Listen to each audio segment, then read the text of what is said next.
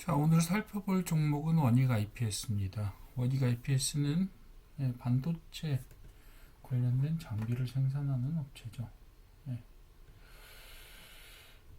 굉장히 많이 올랐습니다. 사실 제가 이거 한번 정리를 해드렸던 것 같아요. 제가 예전에 썼던 거하고 지금하고 색깔이 조금 다르기도 하고, 선 색깔도 좀 다르고 표시하는 방법도 좀 다르긴 한데, 제가 아마 이때쯤에 한 3만 원대에 한번 정리를 해드렸던 것 같아요.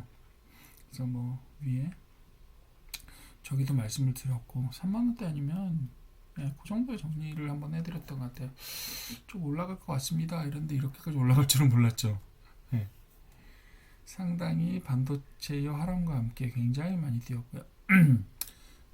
지금 보시게 되면 지금 가격대는 지금 가격대는 보시게 되면 얼마나 올랐죠? 예, 13만 3천 원까지 올랐네요. 10만 원이었다가 갑자기 상한가 근처로 가면서 13만 원대까지 올랐습니다. 이건 뭐 보통 강력한 추세가 아니라 그냥 거의 오른쪽으로 수직선에 가깝게 올라가는 그런 모습들을 보였는데, 사실 좀 너무 많이 올랐어요. 제가 보는 어느 정도 기본적인 저기들은 2만 원대가 바닥이었고요. 제가 기억하기로는 이거 2만 8천 원. 네, 3만 원대가 바닥이었고 지금 뭐 거의 5배 가까이 올랐죠. 그리고 이제 주가총이 한 6조 5천억 정도 돼버렸는데, 얼마 전까지는 그러면 5조 원대 조금 넘는 정도였었을 텐데 갑자기 6조 5천억이 됐어요. 그리고 그때까지 매출액이 매출은 9천억대가 됐고요. 2025년에 이미. 그리고 당기순이익 자체도 굉장히 많이 늘어났습니다. 영업이 일단 800억대로, 뭐 아직 추산이긴 하지만 800억대로 늘어난 것 같고요.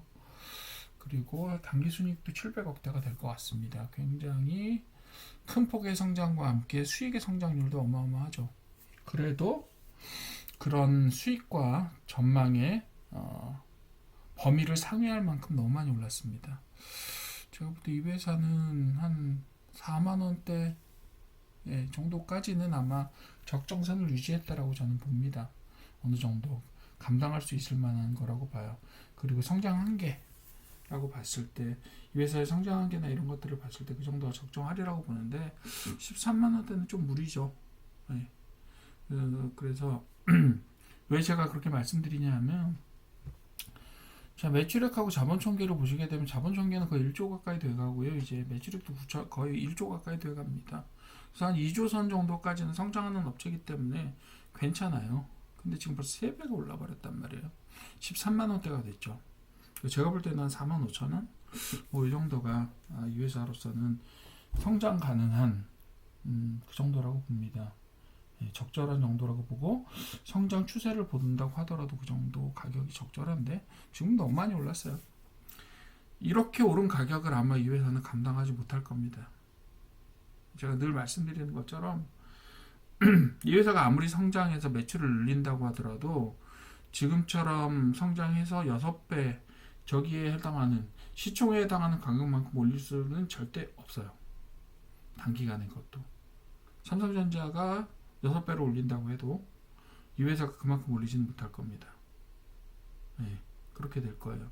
그리고 수익도 마찬가지고요. 그러니까 지금으로 보시게 되면 이 회사는 기대할 수 있을 만한 수익보다 너무 많이 올랐다. 그래서 이 무게를 감당하지 못할 가능성이 높습니다.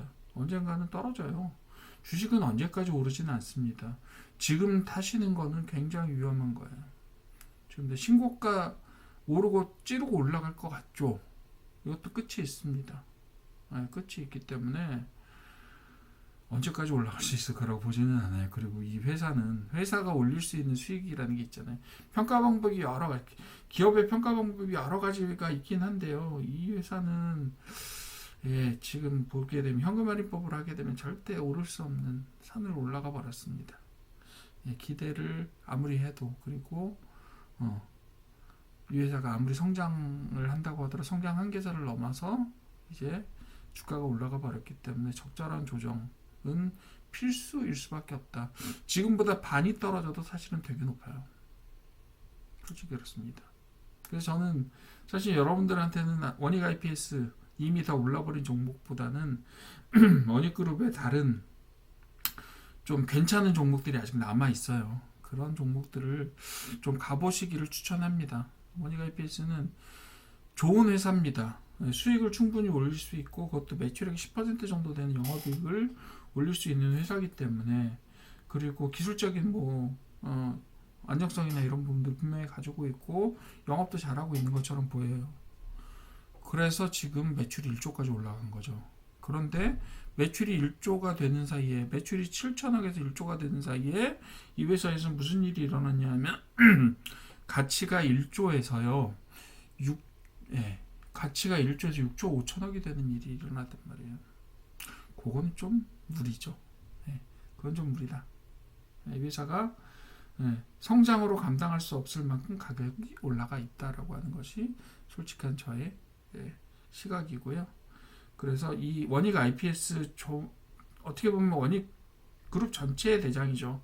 그렇긴 한데 이 대장보다는 아직까진 키를 맞춰야 되는 쪽을 좀 장기간으로 보고 가시는 쪽이 수익률 쪽에는 좀 도움이 되지 않을까 생각해요.